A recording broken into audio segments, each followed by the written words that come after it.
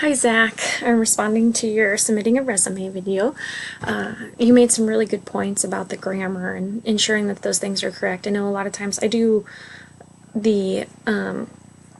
notes for the interviews, and so we take a look at the resumes beforehand, and so we're looking over those, just trying to see if there's any mistakes on those, and then just like you had mentioned, knowing the company and things like that,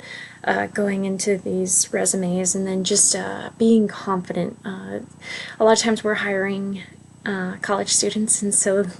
some of them come in very confident, and then others you can tell that they haven't ever really worked before, and so this is their first time actually even interviewing, and so it can be very interesting to see. But when you're definitely going more into your career, it's a little different going into those interviews because you have more experience, and you should have the confidence level of the job that you're applying for.